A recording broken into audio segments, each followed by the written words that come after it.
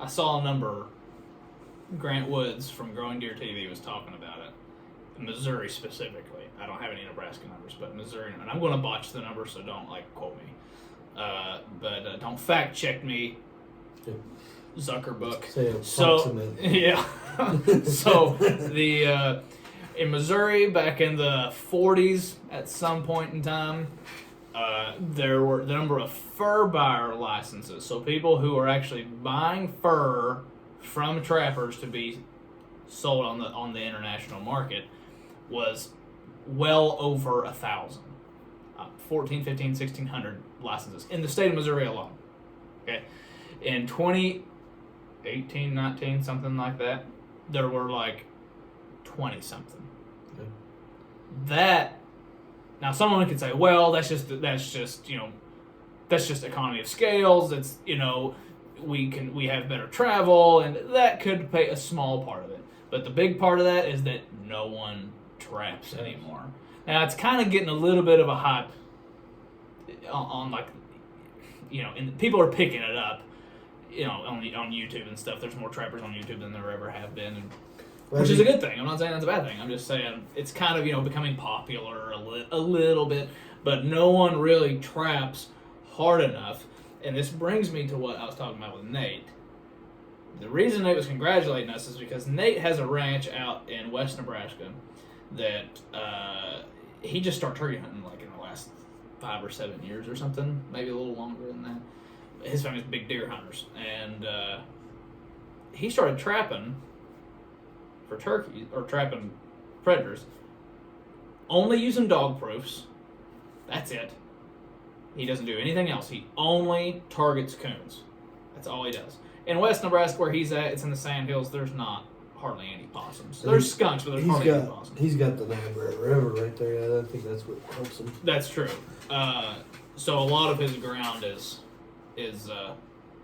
wooded. That's because he has a lot of river on his property. So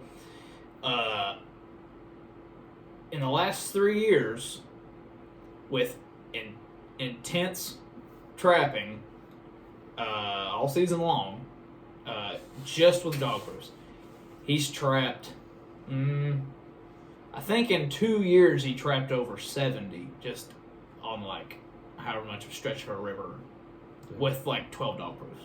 I mean, that's it, and then not counting what he got this year. I don't know how many he's got this year, but his numbers are going down, how many he's trapping, because he's wearing them out. But his turkey numbers, we should have got Nate on the phone. Yeah. Call him on the phone. We'll just see if he answers. But the thing is, he's done all this trapping, and it's crazy how much trapping he's done and how much work he's done. We'll see if he answers here. But the big thing about it is his turkey numbers. Hello. Nate! What's up? Are you busy? No. Well, we're on a YouTube video right now, and we're going to talk about trapping, if that's okay with you, and you want to join in, since you're part of Plainsman Outdoors and everything. Sure. Okay. So we were just talking about Nate. Thank you for joining us, Nate. It's great to have you on the show. We were just talking about the amount of trapping you've done in the last 3 years and how much it's done for your turkeys. So, yeah. So I had the guy that got me into turkey hunting in 2015. Kind of opened my eyes to that and was kind of encouraging me to set out some traps. And he gave me I think he only gave me about 7 traps and just said, yeah, here's how it works and see what it does for you. And so that first season I used those, but then I bought some more. I don't remember how many I total set out. And the first season I caught 33. And since my goal was egg eaters, I don't remember how many raccoons and how many skunks and how many possums I caught. As a whole, I caught 33 egg eaters my first season. And then I got some more traps for my second season, and I expanded kind of the area. My second season, I caught 22 critters, and then this is my third season, and I've caught 15. And I would say in 3 years' time, our turkey population has doubled. I think when I first started, I think there was probably around 200 in that 5-mile stretch of the river, and now I'm confident there's pushing 400 turkeys. So it helped, and it helped immediately. Yeah.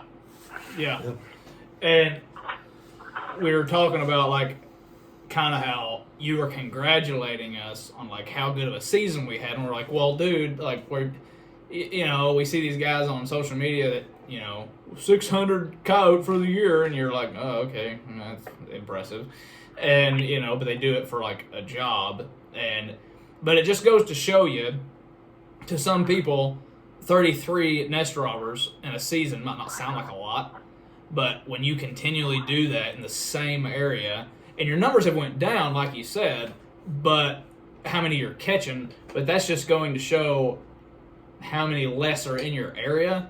You've not eliminated the critters. I mean, that's just, it's not possible. Yeah. But No. how much you've done has like, and we might roll clip here in a second of a video that I received from Nate of one of the flocks, the winter flocks that he has out there, and you can see it. It's just, I tried to count it.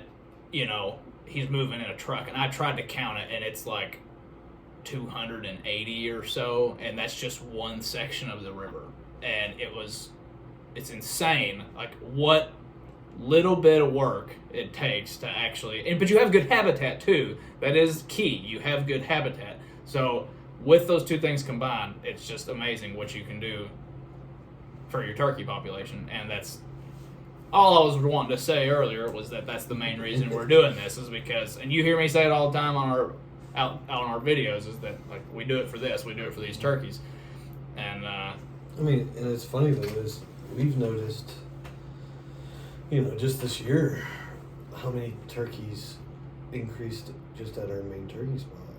Mm-hmm. Maybe I'll roll a clip of that right now. I actually counted. It was around 33, 35 winter flock walking by me with 4 or 5 mature longbeards in there, which is good. I mean, that's good, and we only helped it this year when we trapped predators on there. But like the past 2 years of hunting out there, we've probably maybe only seen 2 or 3 gobblers out there. Yeah. Now they separate, but we hunted both spots, and you can go out in the morning and hear gobblers, and we just don't hear near as many. But anyway, Nate, we just wanted to get your, we just wanted to hear it from the horse's mouth, if you will, and since you are a part of Plainsman Outdoors, we thought it would just be right to include you on the Well, seeing how video. Nate is part of the next part of the video, I guess Sure. we can start. Nate will be part of the next part of the video, actually, if you're not too busy, being a dad or pushing cows or whatever you're doing. Definitely. So Definitely. one of our trips. So here's the reveal, guys. This spring, we're going to be pretty busy. I will not step foot in my workplace for over a month, and it's going to be fantastic because I'm going to be doing nothing but knocking heads the entire time, or at least trying to knock heads. So me and Nate, we are going to the Buffalo River in Arkansas, and we're going to try to knock down a couple of eastern longbeards down there, which Nate, being from West Nebraska, has never heard a real gobble. He's only heard Miriam's gobble. Boy, what they don't make up for in gobbling, they make up for in beauty. But so we're going to go down there, and we've got a connection, and we're going to try to knock a few down there. When I come back, I'm going to try to hit Missouri, maybe, because it's just right there. I'm going to try to hit Missouri in a day or 2 or 3 or whatever, and try to knock that out. Opening is the 16th here. 15th. 15th. 15th is opening day here. Which I'm off Of with. shotgun, that And is. the 15th and 16th is opening, that Mhm. opening weekend. So I would definitely want to try to get out to Gilbert's and Smith's and all that. Yeah. Our big turkey area. But when we get back, when me and Nate get back, Nate is a rancher, so he's got like actual work to do, like calves and stuff. And No, not really.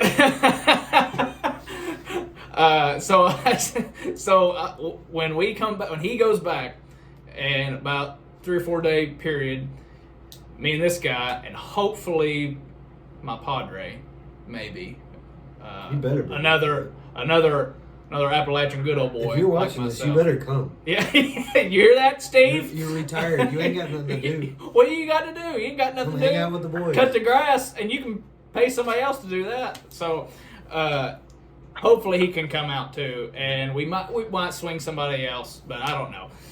Anyway, we're going out to Nate's ranch, and we're going to be there for a week, and we're going to try to wear him out there. We've got another ranch south of his place, and a bunch of public ground we can hit. And South Dakota is like, I don't know, a minute from where he lives. We might try to go to South Dakota. We don't know yet. It's, you know what? It's just going to be Turkey Palooza. Well, and I haven't told And you it's this. going to be awesome. Uh-oh, news. So News. We originally planned that weekend in Valentine, Sunday to Sunday, but I can actually take 9 days off of work. Oof. So if we decide we want to go up into South Dakota, we Ugh. can. I mean, I don't know. I have to do some more research on South Dakota. I'm afraid they're like an application only, like it's a lottery. But South Dakota has a lot of reservations, and they're first come, first serve, if I remember correctly. So we'll just have to do some research. We might hit South Dakota. We might not. We might just Nebraska. You can have 3 tags, brother, which I think is too many. But while they give it to me, I'm not going to be stupid. I'm going to try to fill all 3. I'm going to toot my own horn here. The 3 years that I've lived in Nebraska, I filled all 3 tags. So, This guy. yet this guy can't kill one. Well, if somebody wasn't using a yellow phone cover. That is my fault. That is my fault. I was trying to film him kill a turkey, and that longbeard came out of the brush, putted, and ran off. So I don't know. He thinks it was the phone case. I think it was because the hens were fighting decoy. I don't know. I think it was a don't know. combination of everything. I don't know. Maybe he smelled us. Yeah. Uh, I didn't wind check that day. Yeah, you didn't win check that day. So yeah, Nate, we're coming out there and we're gonna try to roll some heads, and It's gonna be good. I think It's you gonna be a good year this year. yeah, by So, the numbers. Nate, in your personal opinion, how's the preseason looking up there right now? Oh, really good. Of course, they're still grouped up. We get warm snaps for a few days, and they'll really go to strutting. But I think this season's probably going to be the best of the last 3 that I've started trapping, honestly. But too, and Kyle knows this because we've talked about it, but this trapping has also changed the dynamic of how these birds act during the season. So it seems to have pushed everything up as far as the strut and when they're most callable. That seems to be happening earlier than it used to, which creates a challenge. But it is, to me, it doesn't matter. It's worth it just to have the sheer numbers. Yeah. Makes it worth it. But it's like the last season of archery, the week before shotgun opener, is like prime time calling turkeys. And it'll be interesting to see if this season continues on that same trend or if there's new observations, because so far every year for the last 3 seasons, things are getting bumped up by like 2 weeks at a time. But yeah, I really do think this season is going to be absolutely stellar. So what you're saying, Nate, Tom's is like crazy, Jake's like crazy. So what you're saying, Nate, is that we need to invest in a crossbow. honestly, I never in my life have cared to chase a turkey with any kind of bow, but it's becoming more and more appealing all the time. I'm going to do a little bit of a side note here. We live in a state that has this weird thing, and there's more and more states that do it now, but where bow season for turkeys opens 2 weeks, a month before shotgun opens. And youth does too. And youth opens for a few days before all that does. But they, I think it's, we're not big bow hunters. Do I own a bow? Yeah. Have I killed deer with a bow? Yeah. I don't live for it. So, but we have a buddy, Tyler. You've seen him in some of our videos. He is eat, sleep, breathe, bow hunt, and to each his own. That's fine. But we are thinking about actually investing. Like, maybe we should do that. Maybe we should just, like, all three of us, like, buy like a $1,500 mission crossbow, and then we'll just like trade it. We'll just like, trade it every year, and whatever. But see, then we can like be in the peak goblin season, because it usually opens like the last week of March, and those birds are gobbling hard and dumb. But you might see a video here on our channel of Tyler hunting a bird, 2 birds, 3 birds last year, and just picturesque turkey hunt. I mean, morning turkey hunt right from the roost. It was awesome, absolutely awesome. And but I mean, man, and it is a challenge. I'm not saying it's not a challenge to have to physically. We know that turkeys have the best eyes out of anything that we hunt, and to draw back on these things and then hit a smaller target, just in general, target a smaller vital area than we do with deer and everything else. It is a challenge. I'm not going to say it's not a challenge. It's silly, but it is a challenge. I will say it is silly. It's way funner watching her head flop around off of their body when they're 10 yards in, and you hit them with some federal TSS at an Indian Creek choke and everything, all that good stuff. I just wish we had a Waffle House. Yeah, I do miss that. There's one thing about turkey season, Nate, that you don't understand, and that is Waffle House. What's that? Waffle House.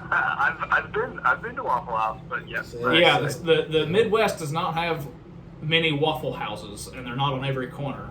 But that, man, the Southeast. If you could get in the field, get at daylight, get what you're getting, and be back at Waffle House before 9, it was a good day. Yeah, that is a good day. If you can get in the woods, get a bird, and have your eggs and grits in front of you by 9, that's like solid day right there. Because then you can go back in the afternoon if you want. You can. Whatever you want to do. Take a nap. Take a nap.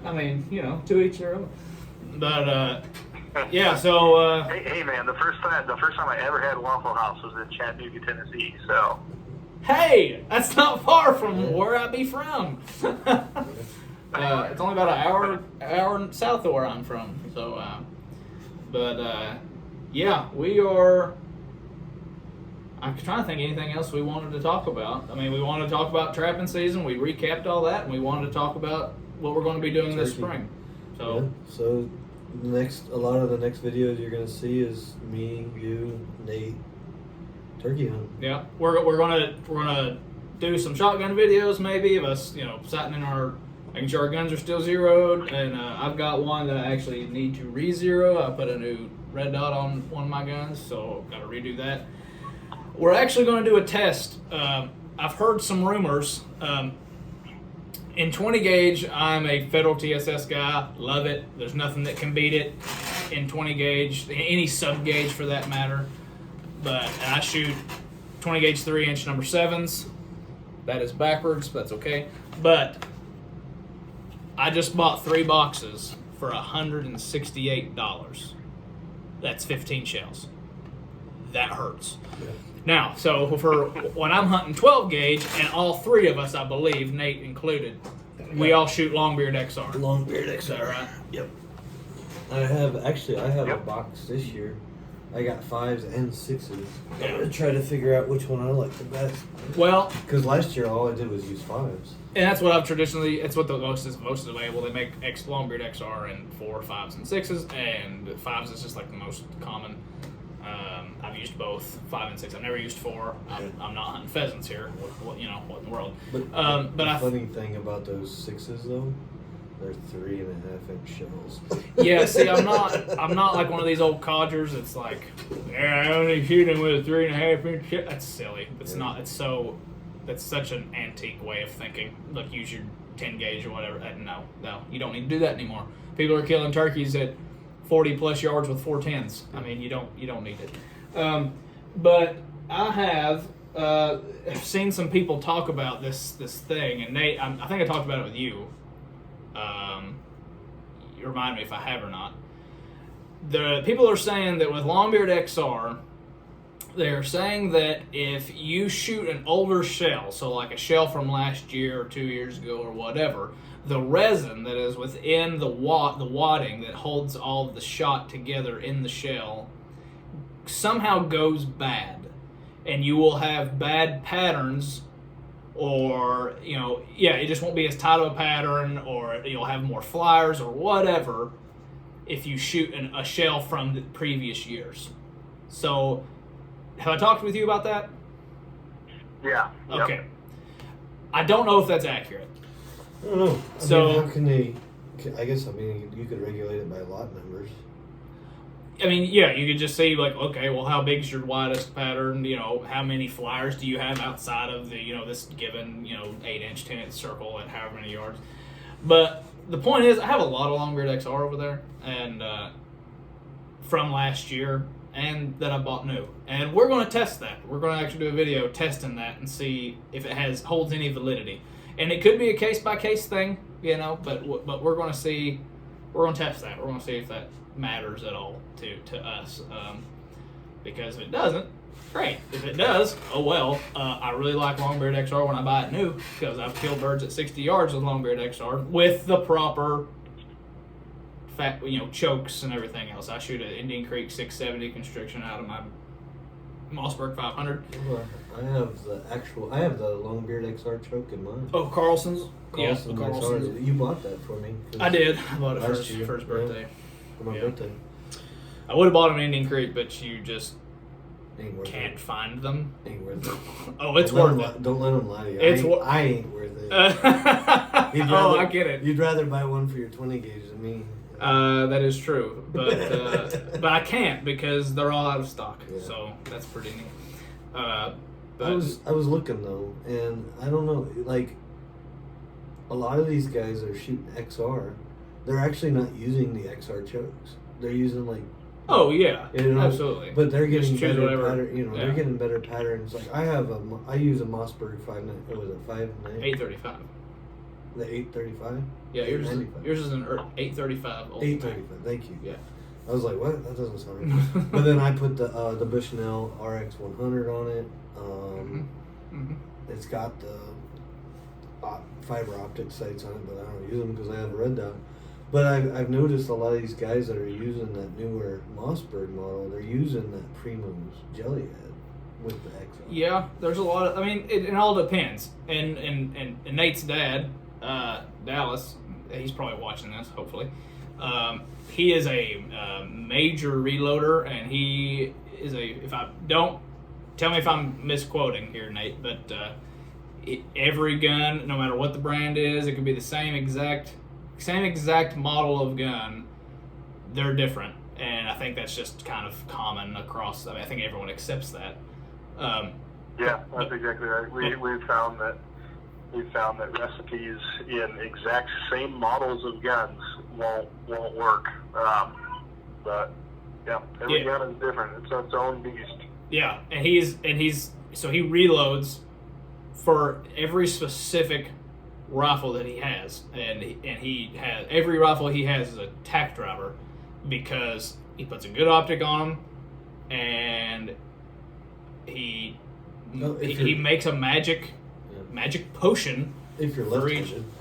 He is left-handed. We found out he is left-handed. Because we couldn't shoot nothing. And we couldn't shoot anything because it's all backwards. And I mean, we could, but we were still bad at it. Yeah, we were bad.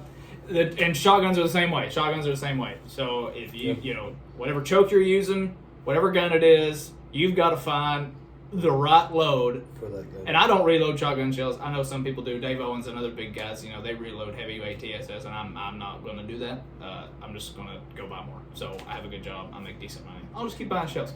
So whatever your shotgun runs, that's what you need to be running. And it's expensive.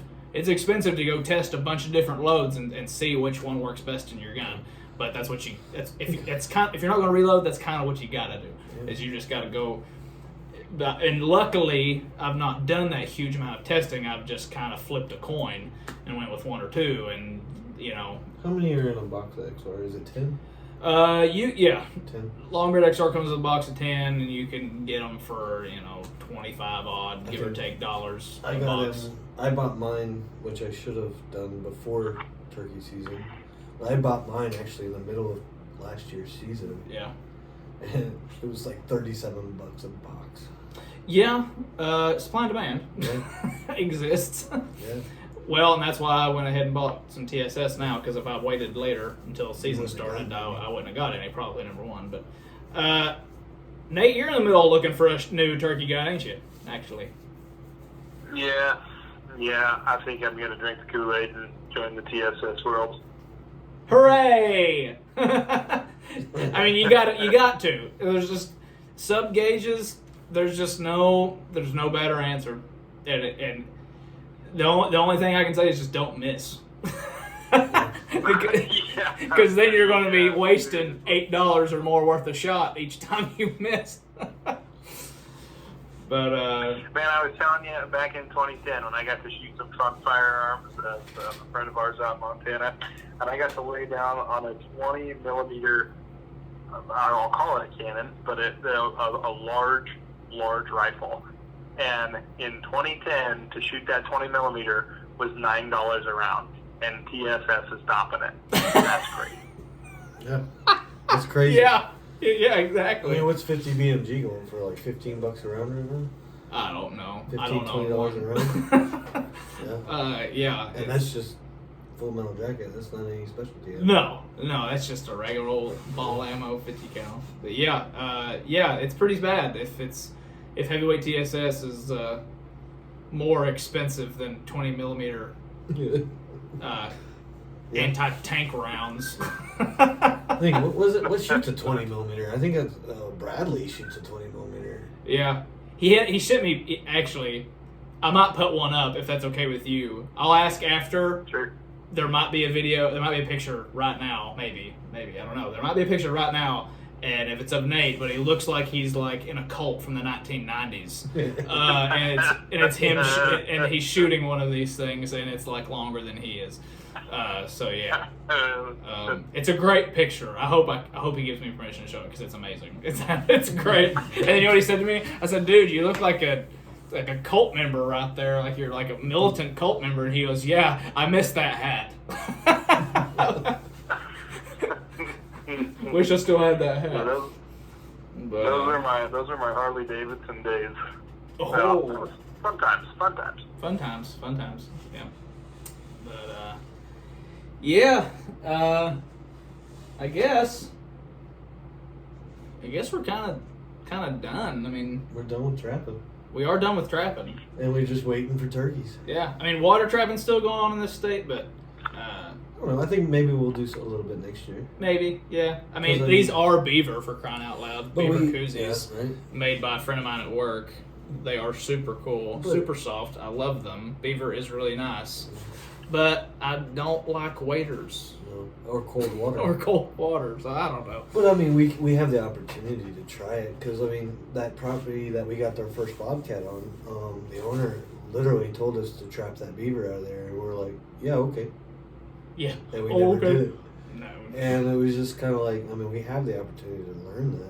It's just a whole nother rig Yeah. because you got to do a whole drowner set. It's just something. It's just a different game you got to learn. It's a You know. different- it's a And different also, beast. actually, we might need to do it because the guy that we're talking to right now, Nate, wants us to come out there and trap beavers on the river because they have way too many. So where are they? Are they damming like Gordon Creek or are they at actual Niobrara?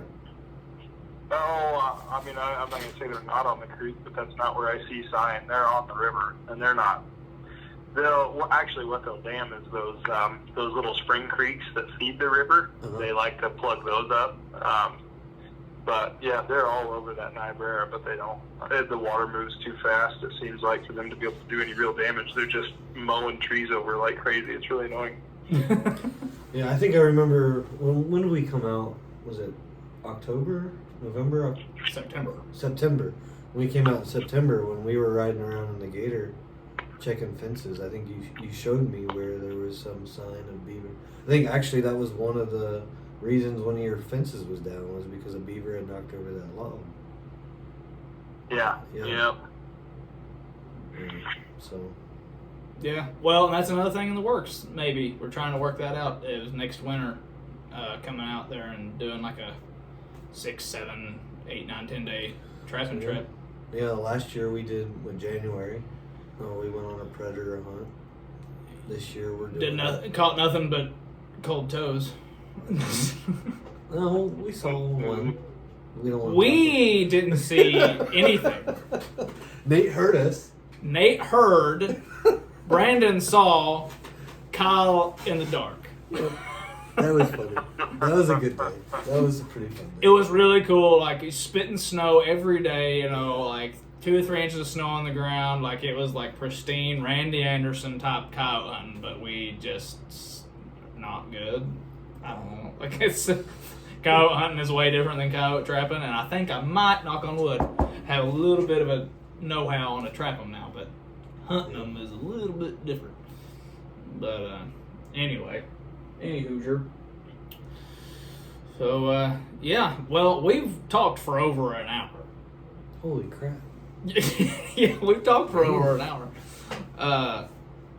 But maybe we'll just get some more beer and watch other people kill turkeys from past years or something. Yeah, Maybe that's what we'll do. know. I mean, that's the only thing we can do until opening. So. That's and right now it's like going to be 7 degrees tonight. So yeah, definitely doesn't feel like turkey season. What's the temperature up there, Nate? 6 hours away. Yeah, it's I got the same temp here. Nice. Too cold. Awesome. See, we have a little bit of wind coverage down here, though. You ain't got nothing. Yeah, no. Nothing. Nothing. Absolutely nothing. Well, I think we're going to sign off. We're going to let Nate go. Thanks for impromptu talking with us, Nate. We will definitely do some videos with you soon. It's unfortunate that we're 6 hours apart from each other, but we need to just get you to wear a GoPro on your head when you go out and do stuff, Nate. Yeah, exactly. I should. Yeah, I should. But yeah, guys. We're Plains Outdoors. Kyle, Brandon, that's Nate, and follow us on Instagram. And Nate, actually, if you want to follow Nate specifically, there's a all outdoor social media called Go Wild. If you haven't got it yet, it's a pretty cool outlet. We all have one, but Nate Dodson is his name on Go Wild. He does ranching, trapping, hunting, all that good stuff, and it's just he's great discussion topics on his page and everything else. If you want to follow somebody cooler than us, go follow Nate. And yeah, just keep up with us, guys, on the YouTubes, and we might be uploading some older turkey hunts here in the next few days. Maybe not. Once the weather gets nicer too, we'll go out and do shotgun stuff. Yeah, we'll have some more videos coming for turkey season, sighting in guns and all that good stuff. So anyway, guys, we're gonna let Nate sign off, and then we will catch you guys hopefully soon with some gobbies on the ground.